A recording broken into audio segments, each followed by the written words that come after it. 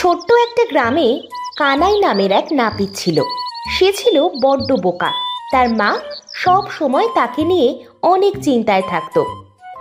বাবা কানাই, কাজে যাচ্ছিস যা, তবে বাবা সব সময় একটু চোখ কান খোলা রাখিস। বলা তো যায় না কে কখন তোর আবার কোনো ক্ষতি করে বসে। মা, ও মা, তুমি কি সব বলছো? আমার চোখ কান তো সব খোলাই থাকে, রাত ছাড়া বন্ধই করি না। তুমি থাকো, আমার দোকানে যেতে হবে। হায় রে কপাল, বোকা শোকা ছেলেটাকে নিয়ে যে কিভাবে বেঁচে আসি। কিরে কানাই, আজ এত সকাল সকাল কাজে চলে এসেছিস? হ্যাঁ গো বেড়াল ভাই, আমাকে যে অনেক টাকা কামাতে হবে। তা কানাই, এত টাকা কামাই করে কি করবি? বলি বিয়ে টিয়ে করেছিস নাকি রে? বিয়ে তো অনেক টাকার ব্যাপার, তাই অনেক টাকা তো কামাতে হবে, তারপর তো বিয়ে করব। শোনো শোনো শোনো, মন দিয়ে শোনো। রাজকুমারীর কঠিন অসুখ, ঔষধের প্রয়োজন। যে পারবে রাজকুমারীকে সুস্থ করতে, রাজা তাকে দেবে অনেক ধন। শোনো শোনো শোনো, শোনো দিয়া মন।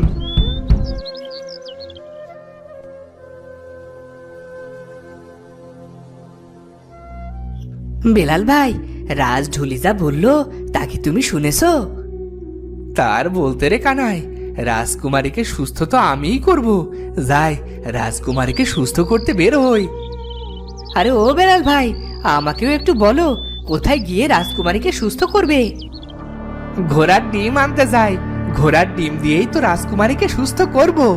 যত সব বলদের বলদ, শুভ কাজে বাধা দেয়। কি, ঘোড়ার ডিম? রাজকুমারী সুস্থ হবে ঘোড়ার ডিমে? আমারও ঘোড়ার ডিম খুঁজতে হবে। যদি পেয়ে যাই তাহলে রাজামশাই খুশি হয়ে অনেক সোনা দানা ধন দৌলত দেবে। দোকান আজ বন্ধ করে মাকে এই সুখবরটা দিয়ে আসি। ও ও ভাই কানাই, দোকান বন্ধ করে কোথায় যাচ্ছ?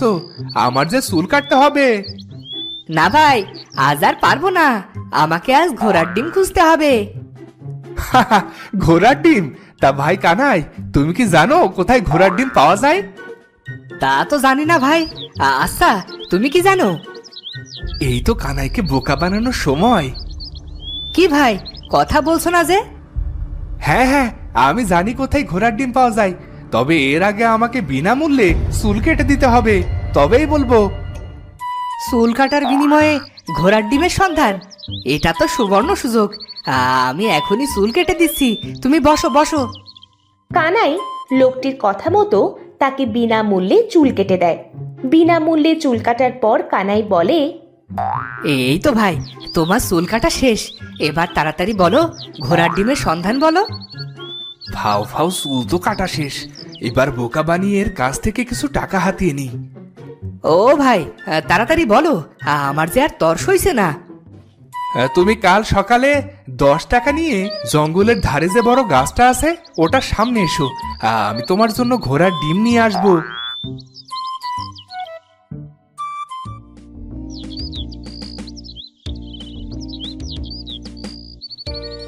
যেই ভাবা সেই কাজ। কানাই বাড়ি চলে আসে। এরপরে তার মাকে সব কথা সে খুলে বলে। আরে কানাই, লোকটা তোকে মিথ্যে বলেছে, ও তোকে বোকা বানিয়েছে। না মা, তুমি বুঝতেই পারোনি। আমাকে কাল 10 টাকা দেবে, আমি ভোরেই বের হব। কানাইয়ের মা তার ছেলেকে কিছুতেই বোঝাতে পারছিল না। এদিকে কানাই তখনও অনড়।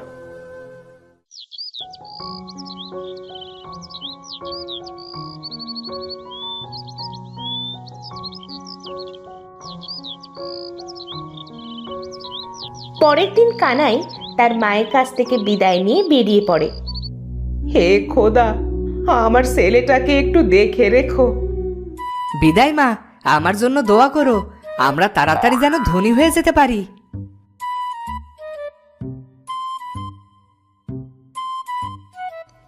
কানাই কাঁধে পুঁটুলি বেঁধে জঙ্গলের ধারে আসে। কিরে ভাই কানাই, এত দেরি করলি কেন? তোর এই ঘোড়ার ডিম নিয়ে সেই কখন থেকে বসে আছি। দাও ভাই দাও, ঘোড়ার ডিমটা এবার আমার হাতে দাও না। এই নাও টাকা। তা কানাই, তরমুজ তো নিলি না, মানে ঘোড়ার ডিম তো নিলি না। এবার ডিম ফুটে ঘোড়ার বাচ্চা বের হলে কি করবি? আরে তাই তো, এখন কি করি? এই নে আমার গামছাটা নে। ডিম ফুটে ঘোড়ার বাচ্চা হলে এই গামছা দিয়ে বেঁধে দিস। আমি আসি এখন।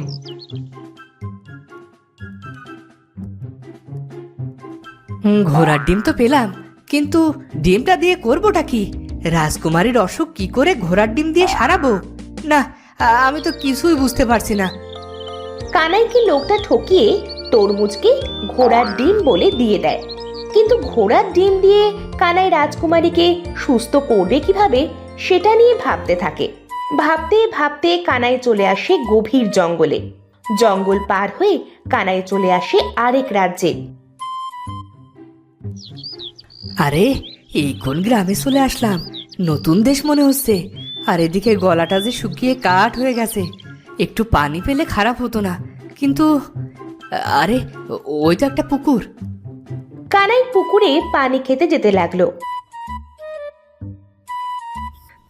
এই তো, এখানে ঘোড়ার ডিমটা রেখে পানি খেয়ে আসি। কানাই তরমুজটা রেখে পানি খেতে যায়।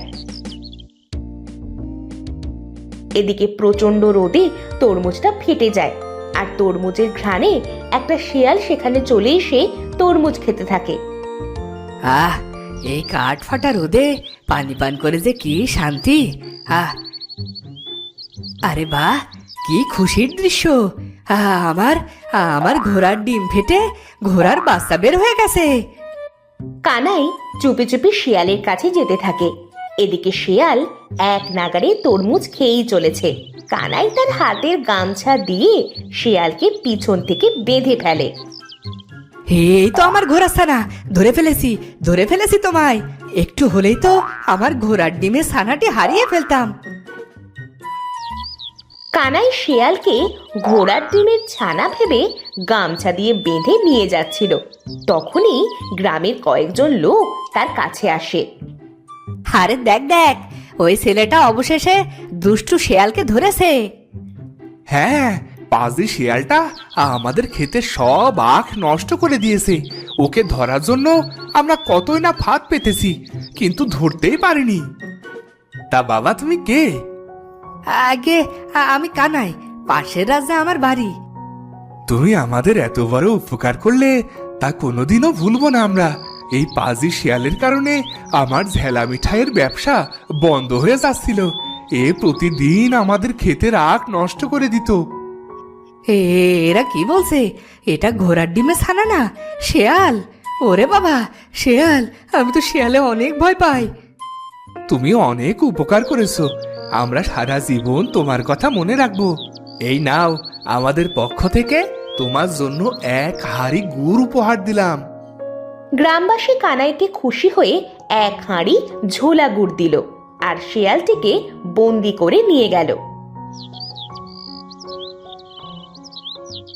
যাক বাবা, এইবার এই ঝোলা গুড় নিয়ে বাড়ি ফেরা যাক। কানাই ঝোলা গুড়ের হাঁড়ি নিয়ে বাড়ি রওনা হয়। হাঁটতে হাঁটতে একসময় কানাই গভীর জঙ্গলে চলে আসে। এই ছোকরা, এদিকে আয়। কে কে? ও দরবেশ বাবা, আপনি? কিরে, তুই এই গভীর জঙ্গলে কেন এসেছিস? কানাই দরবেশ বাবাকে সব কথা খুলে বলে। বুঝতে পেরেছি কানাই, তা তুই এই ঝোলা গুড় নিয়ে কি করবি? এই গুড় আমি রাজকুমারীর অসুখ সারানোর জন্য দেব। দে, তোর ঝোলা গুড়ের হাড়িটা আমার কাছে দে। দরবেশ বাবা কানাইয়ের ঝোলা গুড়ের হাঁড়িতে ফুঁক দিয়ে দেয়। এই নে কানাই, এবার এই ঝোলা গুড় যে কোনো অসুস্থ ব্যক্তি খেলে সে সাথে সাথেই সুস্থ হয়ে যাবে। আর শোন, আর কখনো বোকামি করিস না বাবা, একটু সাবধানে থাকিস। ঠিক আছে দরবেশ বাবা, এবার তাহলে আমি যাই।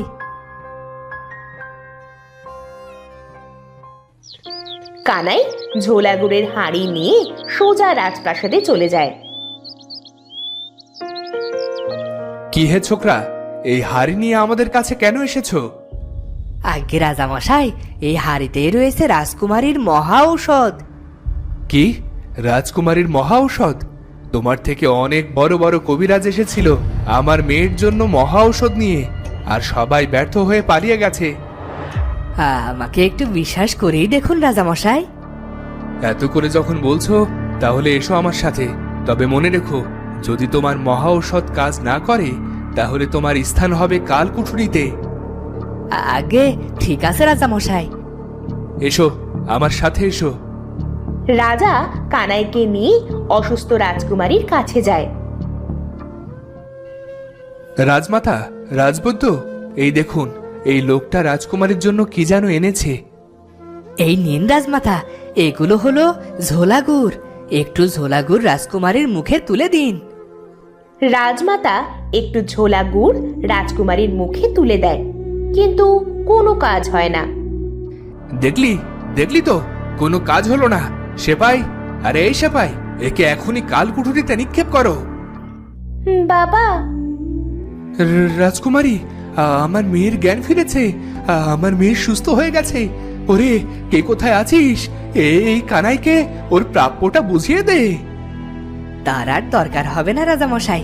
আপনি আমাকে রাজ নাপিতের চাকরিটা দিলেই আমি বেশ খুশি হব। চুল কাটা যে আমার পেশা। ওরে কানাই রে, তোর জন্য আমার মেয়ে সুস্থ হয়েছে, আর আমি তোকে শুধু নাপিতের চাকরি কেন, সাথে ধন দৌলত সব দেব। রাজা ঘোষণা অনুযায়ী কানাইকে তার প্রাপ্য ধন ও দৌলত প্রদান করে। সেই সাথে কানাই রাজ দরবারে নাপিতের চাকরিও পেয়ে যায়।